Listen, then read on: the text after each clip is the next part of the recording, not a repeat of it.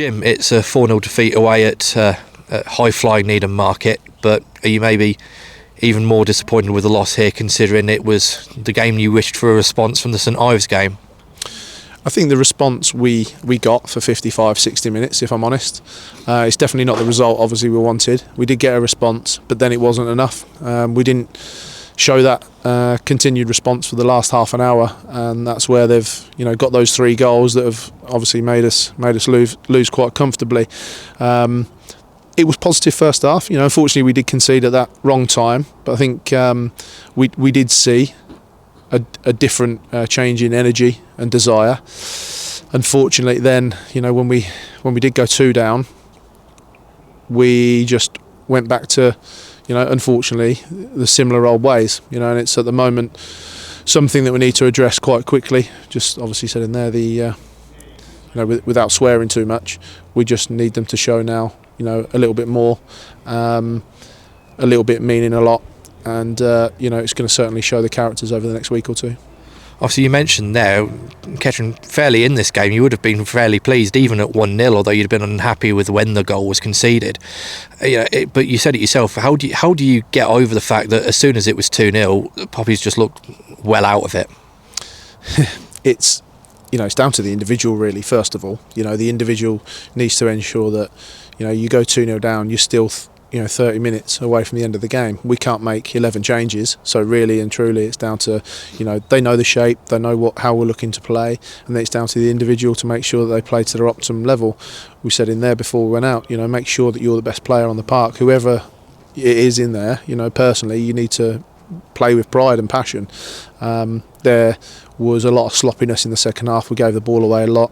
The lads that generally are good footballers unfortunately weren't able to show, and credit to Needham Market, they're a good side, they're up there for a reason, but that doesn't take away the fact that we should be a lot better, and we can take losing against good sides, but actually I feel that for 60 minutes before they got the second, it was quite an even game.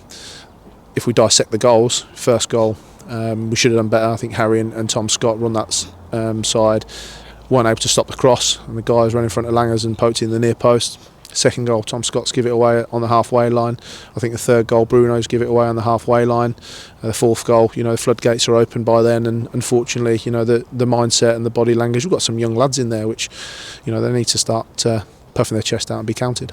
How frustrating was it for you that throughout that first half it was fairly clear that Needham Market were attacking their left-hand side, our right, and how frustrated were you that that's where the goal came from? Did you maybe hope or expect some players maybe to have picked that up a bit earlier and dealt with it a bit better?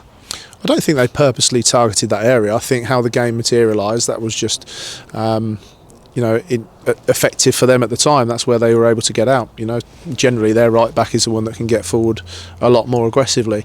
It wasn't anything I think down to individuals. I think we had it sussed. It was just about trying to stop that cross, the first one.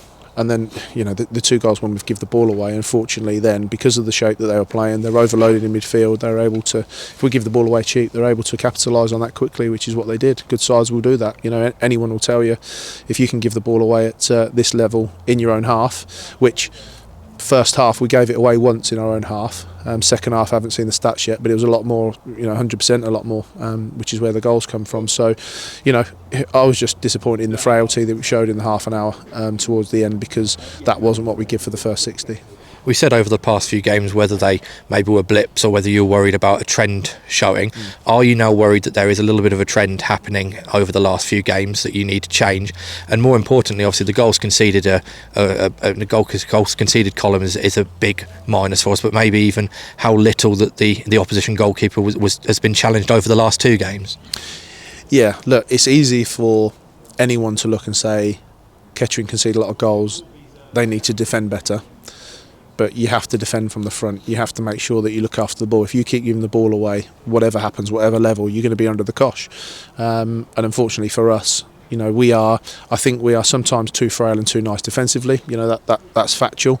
But without playing 10 men behind the ball and being difficult to beat, which is, sometimes the right way to go, then, I think going forward we need to look after the ball better. We need to have more quality. We have got players that can do it, and if they're not showing it, then they'll have to be replaced and we'll have to change things up again.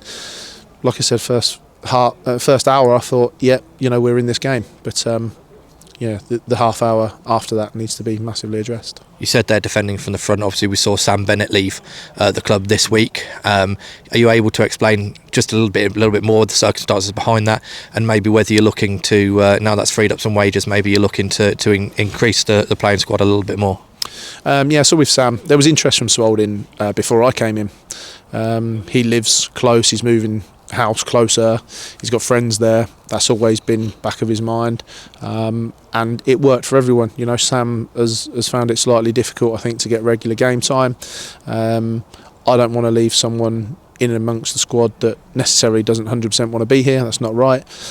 So that was just a natural football move. And I've got a lot of time for Sam, and I think everyone was fine with the outcome.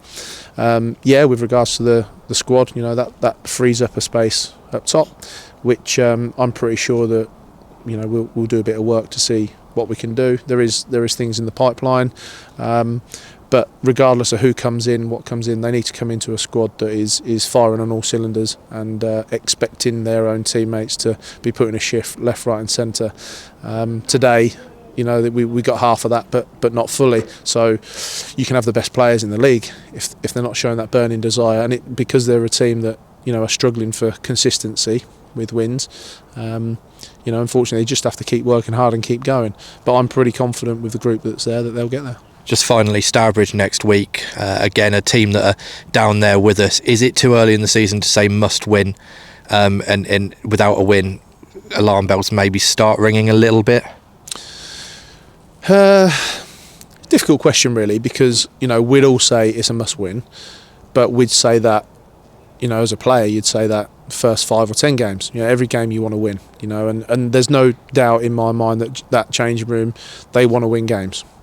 When you look at it in reality, look at where we are, then of course we need to win games. We didn't come here to sit back, we came here to try and win the game. Stourbridge will be a tough test, because they will look at us and they'll know that where our form is, they'll know that we're a wounded animal. So every game is an opportunity for us to turn things around. At the moment it's a difficult time, but I certainly don't see any negative signs within training. I don't see negative signs from us in the dugout.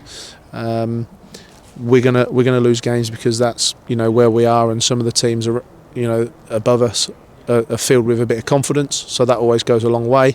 But it's about time now we started to be counted and showed some resilience for sure. Jim, thank you. We'll see you next Saturday. Thank you.